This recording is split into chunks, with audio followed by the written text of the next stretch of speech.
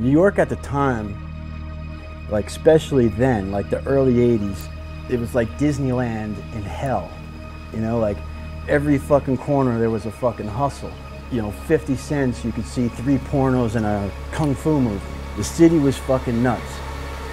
But I fucking loved it.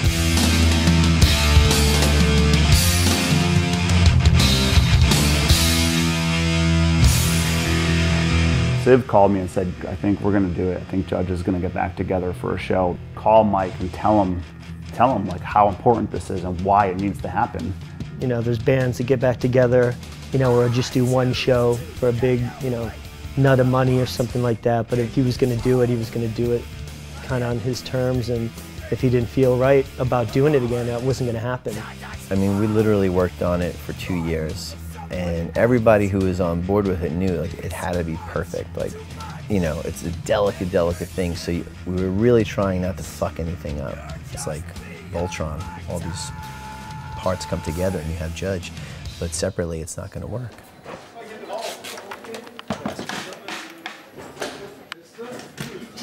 I always kind of put it out there that, hey, if anyone wants to do it, I am in. You know, because I really enjoyed playing those songs. You know, so I just kind of threw it out there, hey, I would love to play those songs again. And you know, the songs actually meant a lot to me. And it was very, very cool. I remember that very first practice we played, it sort of really gelled. And it really came together. And it was great. We sounded like Judge. I hadn't seen him for whatever, like 20 years, you know, when, you know, before Judge got back together. It was like the day of that first practice, we were still like, you know, when you're friends, you can go 20 years and then, you know, it's like you catch up and just, you know, you haven't missed a day practically. I got to the door and the doorman wouldn't let me in. And that one guy that worked at Pisa's Wawa with Richie, that biker dude, he was working, and dude, he literally grabbed me and he pulled me into the door like seconds before those guys were just going to rip me back out in the street, like a half a second. And I would have just been, they would have grabbed me in the street and like beat me down in a gag. It was crazy. I walked out there with like all the Sick Vidal guys, Gavin. I had like a posse of like 30 people, but they weren't there. Yeah, it's really wild. These guys always like to go down this like Remember that? That's right, there it is right there. The almighty Judge headlining this year's Black and Blue. Yeah, boy. 2013. Webster Hall, the old Brits. It's going to be bananas like you've never imagined in your life.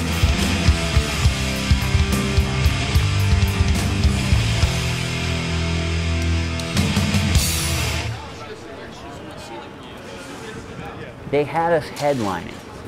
And you know, here's Judge, you know, back in the day, we weren't a big band. You know, we play a show, if there was 300 kids at a show, that was huge. I mean, normally it'd be between 50 and 100 kids. And when that show sold out almost immediately, I was like, I couldn't believe it. You know, the pressure was really on Mike. He's got the hardest job. He's out in front, and he's the personality that everybody, you know, looks to. I just get to jump around and have a good time. You know, when you're the front man in a band and you have to take that responsibility on yourself, especially if you have like a fear of success or a fear of failure, whichever way you want to look at it, I mean, it's the same thing. You know, you're going to be nervous about that. I've always had like this incredible amount of like stage fright, you know? I just knew that I was going to have to face that thing of being in front of a crowd, but I always had to do that. When we got there, I remember looking out the window and I was like, wow, you know, there's a lot of people here. No big deal. It's a lot of people though. And the fucking Judge's fucking height, they were played in front of a quarter of those people, you know? This is like a definite fucking, do not fall on your face here, man. And then the lights went out and our intro started playing. The guys just put on their guitars and shit. They start feedbacking their guitars and then people are already like jumping on the stage and like diving off without the music even playing. But once the click, click, click and of Take Me Away and then the lights and it worked and everybody was happy.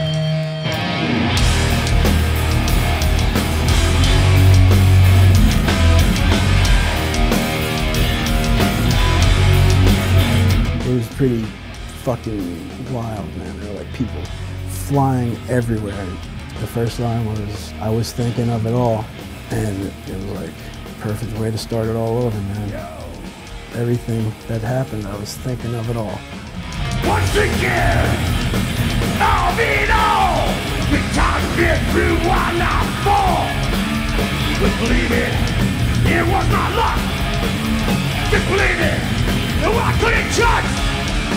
Just to get Mike back out on stage and like where he belongs, I don't know, it's like some kind of joy where you see like what you imagined it to be and it became better.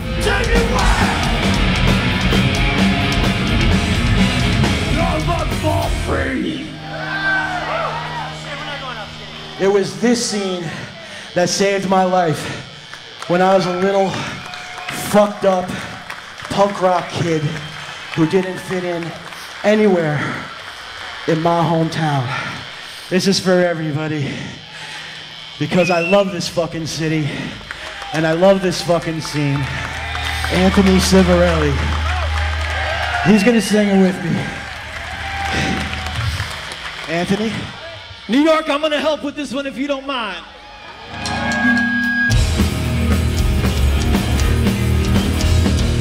Let me hear you.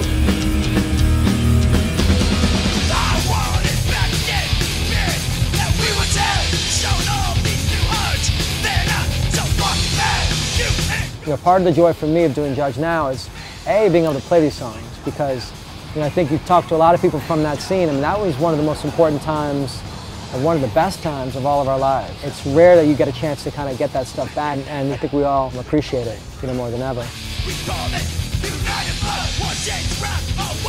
I was just hoping that I could be there and see it. I knew I would be, and like now you're telling me that I'm going to be like part of it. I was just totally super honored, and to play those songs, it meant a lot to me back then, and it means a lot to me now. What we all enjoy about Judge would not have existed in any way were it not for Mike. To me, he's a guy who had an incredible amount of courage to step out of the circumstances that he was in, which were very difficult, and to make a life that is purely his own.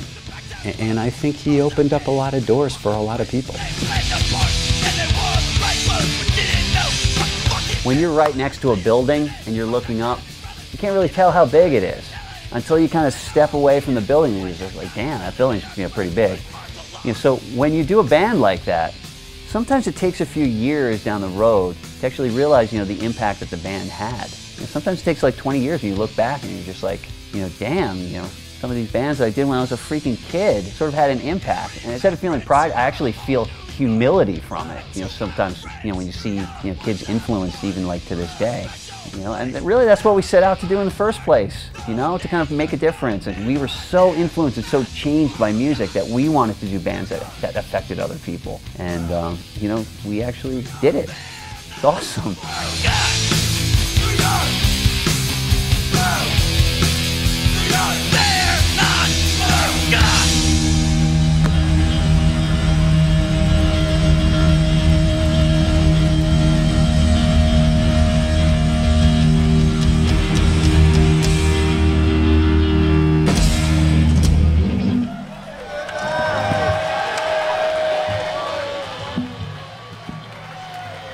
I never pictured myself being able to write words like I was gonna be that guy.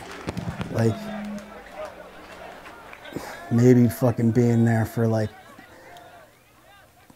some kid just like me, I guess at such like an young age, it was always drilled into me that I really ain't got nothing to say, and anything I do say, nobody wants to listen to. So I think that kind of shit is just hard to shake, no matter how big the crowd gets or how loud they sing along and shit. I'm still that fucking little kid in the room playing air guitar, hoping that someone wants to listen.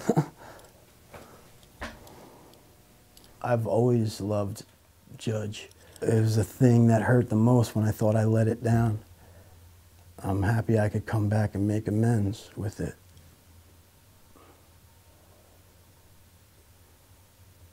It's just a cool band. I'm happy to be a part.